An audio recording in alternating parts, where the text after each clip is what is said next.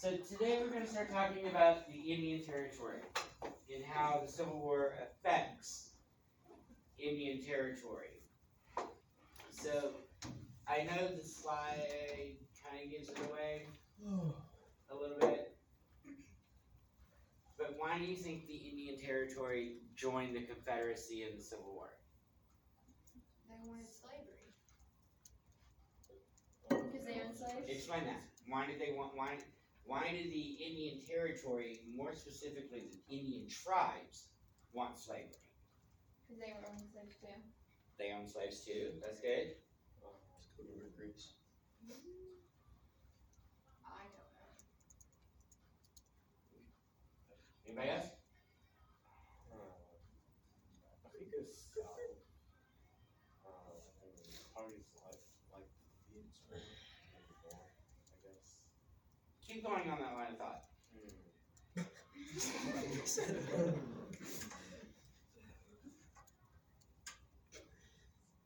Wait, what did he say? I see the South like the Indians more than the North. He's strong. You can always come to me. Because if I they thought were they wanted slaves, to that say- is a benefit for the Indians. I thought they wanted to stay neutral. Me and Coach. Guess I was wrong. Some tribes did want to stay neutral. The Creeks, in fact, it was the Cherokee tribe that was the last to sign on with the Confederacy. Okay? In fact, the Cherokees had to literally go to Chief Ross and say, sign this. Because he's like, no, I don't want to get involved. Okay? So how did it affect the people of Indian Territory? So where Kyle was trying to get to was pretty much a quid pro quo status. Okay? The South and the leaders of the Confederacy promised that if you join our side, we can protect you. We will help you rebuild your land. We will help you rebuild your homes. We will supply you with food. Can anybody guess what actually happened in the end? They didn't. Exactly. So, the terms you're going to need to know, your vocabulary terms. Neutral. They didn't choose. Do what? They didn't decide. Right. They wanted to stay out of it. Guardianship. Gorilla. Like your parents? Like that kind of guardian? No, but Think of those same lines. Think of those lines. Grandparents? The side you align with. Great Like, grandparents. No, think. No.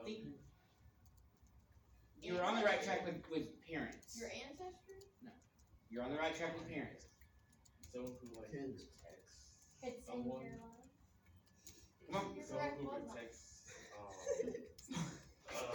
someone from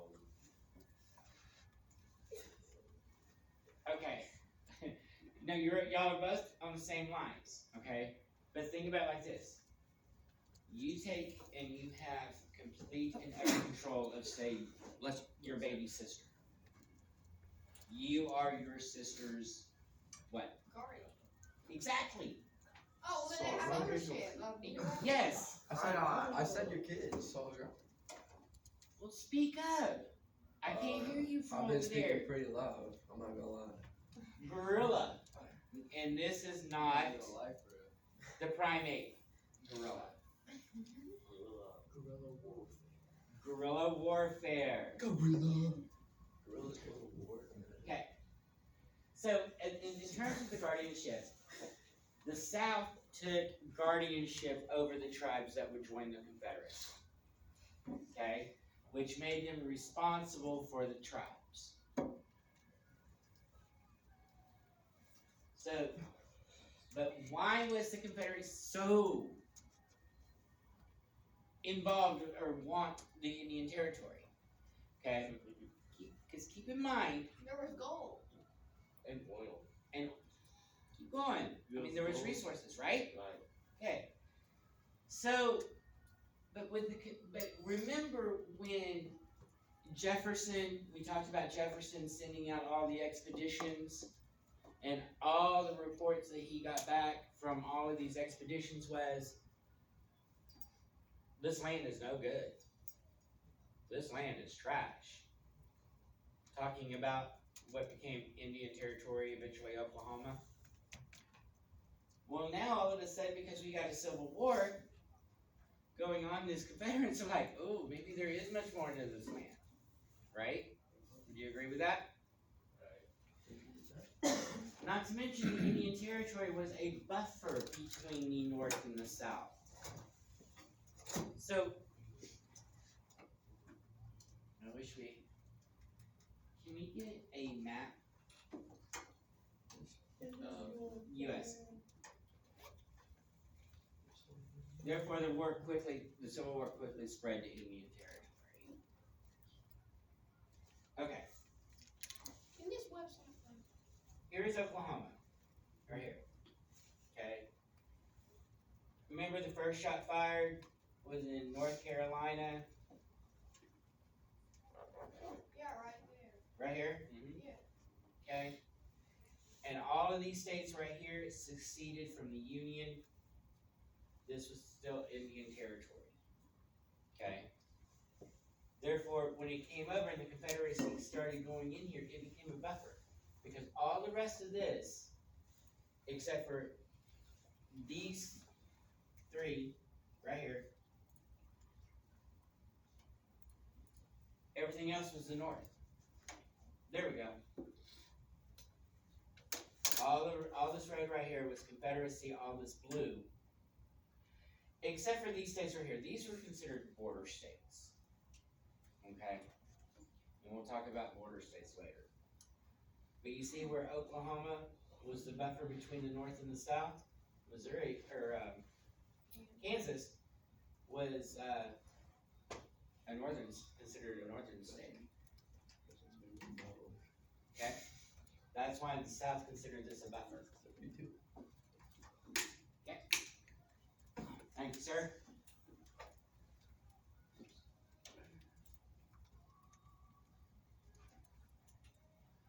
Tribes were divided on which side to take or whether to stay neutral.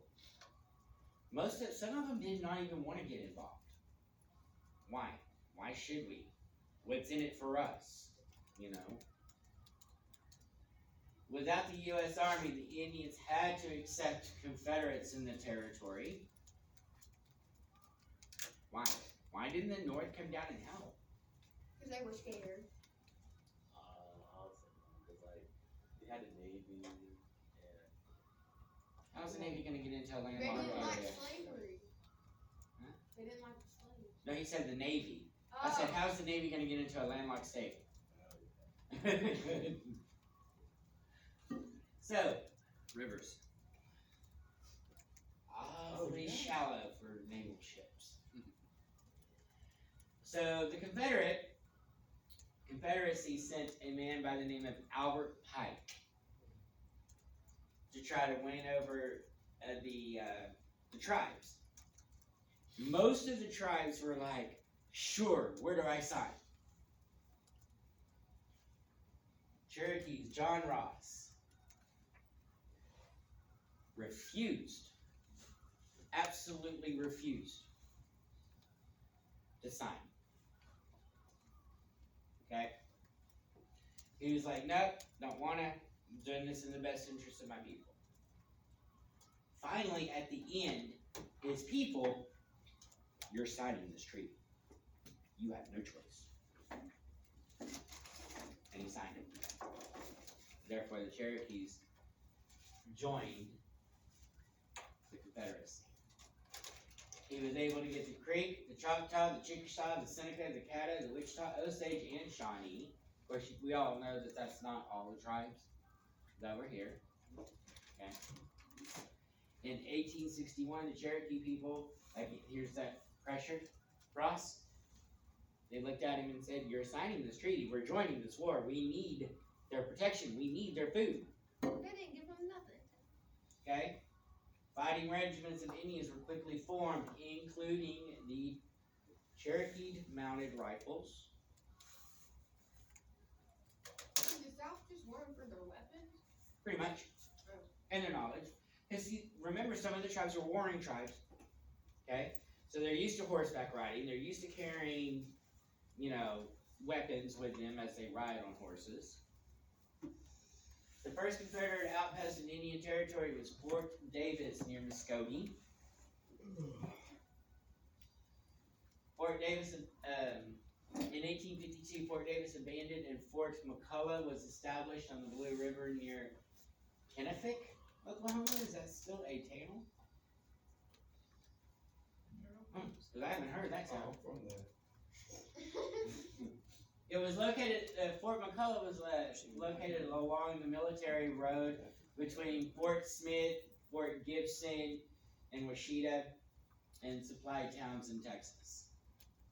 Little geographic knowledge there. Civil War brought out the difference in the Indians' views. Many wanted to remain neutral or pro-union, i.e., owning people is bad. Yeah. Slavery's bad. And they started realizing this. Even though Cherokee tribe owned slaves when they were in Georgia. And they brought them with them. Okay? The Upper Creeks came to the Indian Territory after the Lower Creeks and wanted to stay with the Union. So the Upper Creek Nation was like, nope, we're joining the North. Bye. Have fun. So again, not only did the Civil War divide a nation and divide a territory, like Kansas, we learned about bloody Kansas yesterday, it divided Indian tribes, who were probably the closest knit family that you can possibly find on earth. It divided them. Today, they are known as the Loyal Creek. Talking about the Upper Creek.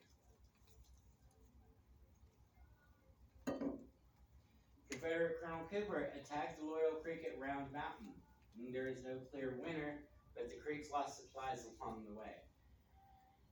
Still talking about the Upper Creeks. Okay?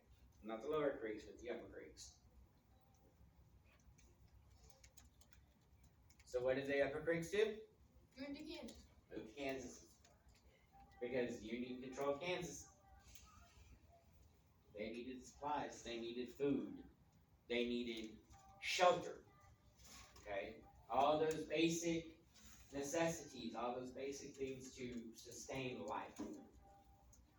In December of 1861, the Creeks were defeated in a battle, and survivors fled to Kansas through a blizzard. I'm going to talk about some hardships. Try walking or riding a horse in a blizzard. And the defeat set the Creeks back many, many years.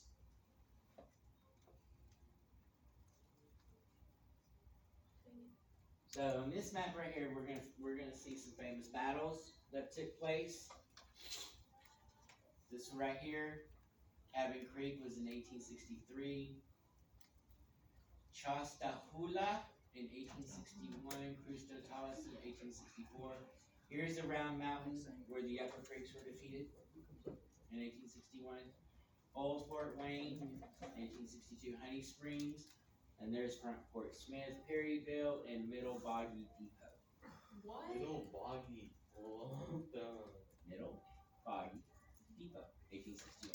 That just sounds like a weird name. Little boggy. It is. I mean, okay, look. I will be honest. A lot of Indian names I cannot pronounce. So I know I butcher them and I apologize. I mean no offense to anybody. But I just can't pronounce them.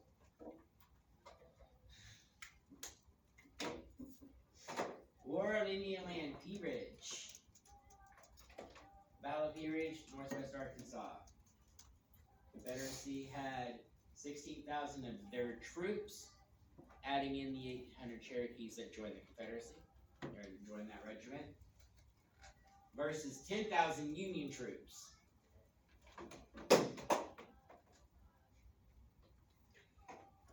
Numbers don't always mean anything. Just look at one.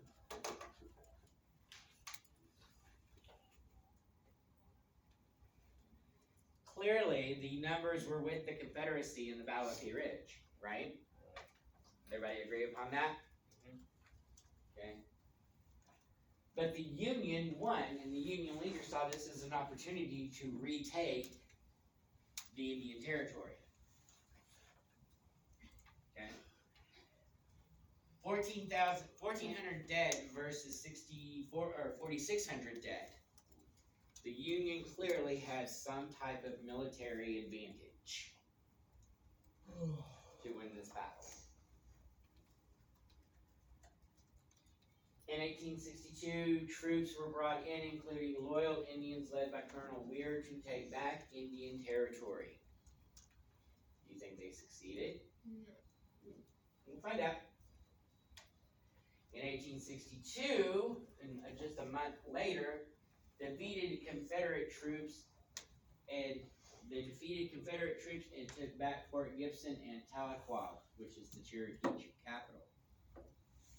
And yes, Tahlequah today remains the capital of the Cherokee Nation. Chief Ross and his family were taken to Philadelphia for safety until the war ended. Why do you think he was, even though he signed the treaty?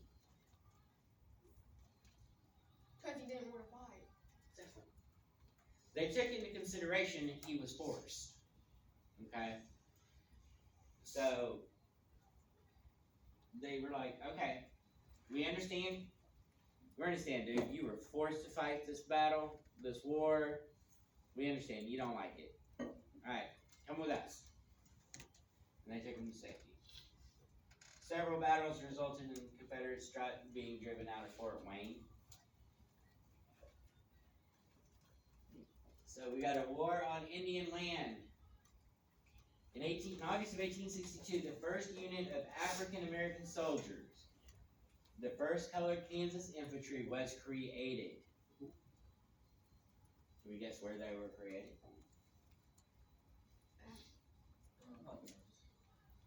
Correct, Kansas. Okay. In 1864, the 11th Regiment, U.S. colored troops, 265 men deployed into Indian Territory to guard their supplies. They were attacked by 300 to 400 Confederate troops, but they held their ground. They stood fast. They're like, nope. They held the line. Line was drawn in the sand, and they held it. Colonel Phillips was left in command of the Indian troops in Indian Territory, the Union troops, and he encouraged the Cherokee to return to their lands. Like, come on back. You know, the Battle of Cabin Creek, Stan Whately and his men attacked a Union supply train. Union infantry of whites, blacks, and Indians held off the attackers. He is a Native American, and the first Native American, I believe, to hold a commission in the military during the Civil War. I believe he held my memory is correct, he held the position of colonel or captain. I can't remember which, but it was a high-ranking official or a high-ranking military officer. Come up to the Battle of Honey Springs in 1863. It was the bloodiest and the largest of any of the battles that took place in Indian Territory. So even Indian Territory, even though they were not immune, we were not immune from a war. Okay? There was a surprise attack by the Union to head off future attacks by the Confederacy. Again, and as a result, the Union controlled all of Indian Territory north of the Arkansas River. Wait. You got a question? No, I was just tapping it down. Oh, okay. You ready? No, not yet. Okay. So any questions thus far?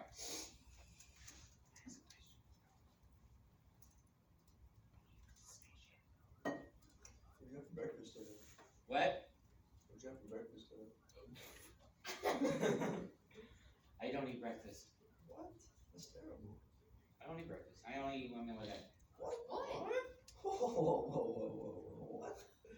You got some explaining That's not even possible. You just Have you eat never snack all day? fasted? Oh.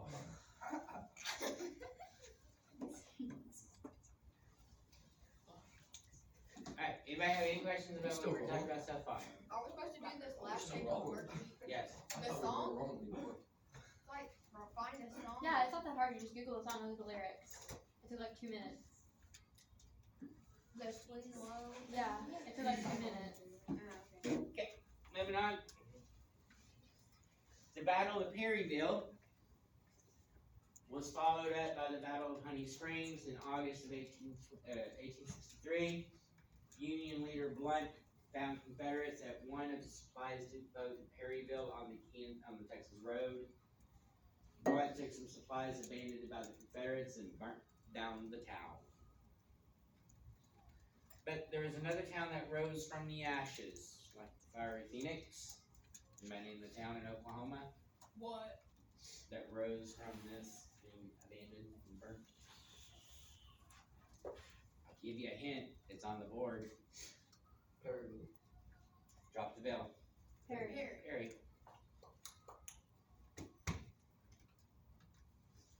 Guerrilla warfare. Okay. Guerrilla warfare.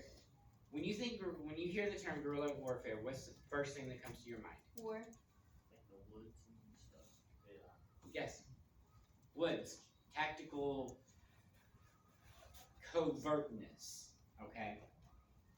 You're being sneaky to sneak up, right? Okay.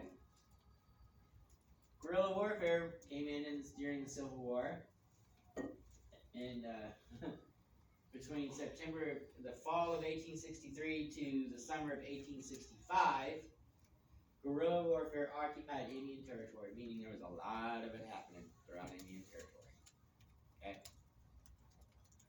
Colonel William Trill led the Confederate raiders. They stole cattle, horses, burned homes, villages, and military targets. Captured the Union supply steamboat J.R. Williams. September of 1864, supply wagons captured worth $1,500,000. Or as you can say, 1.5 million. Confederate Indian troops saw little action toward the end of the war.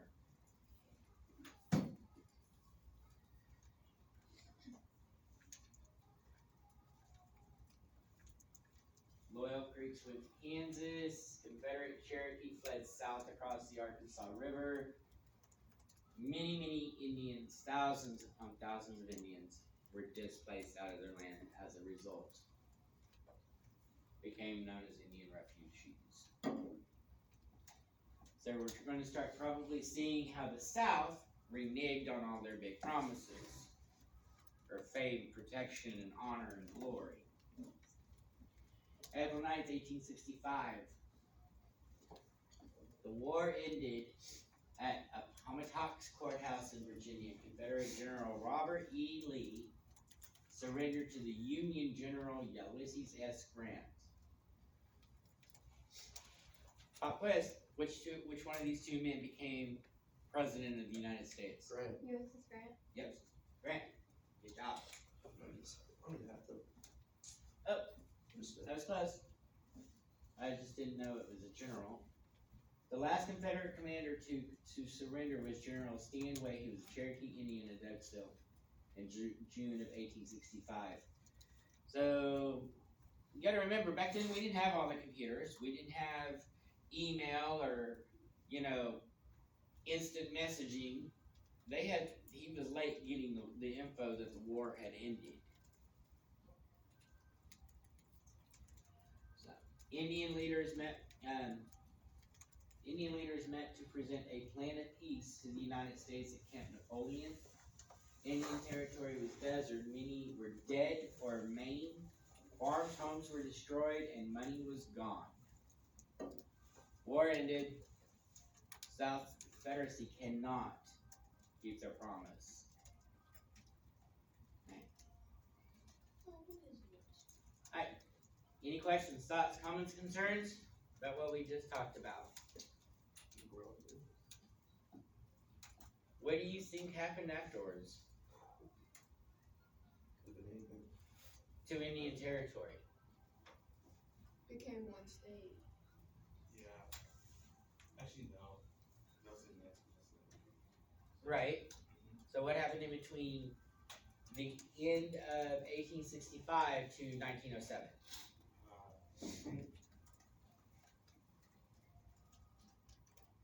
Almost 30 some years. I pretty much kept the lands. So then also, my English class,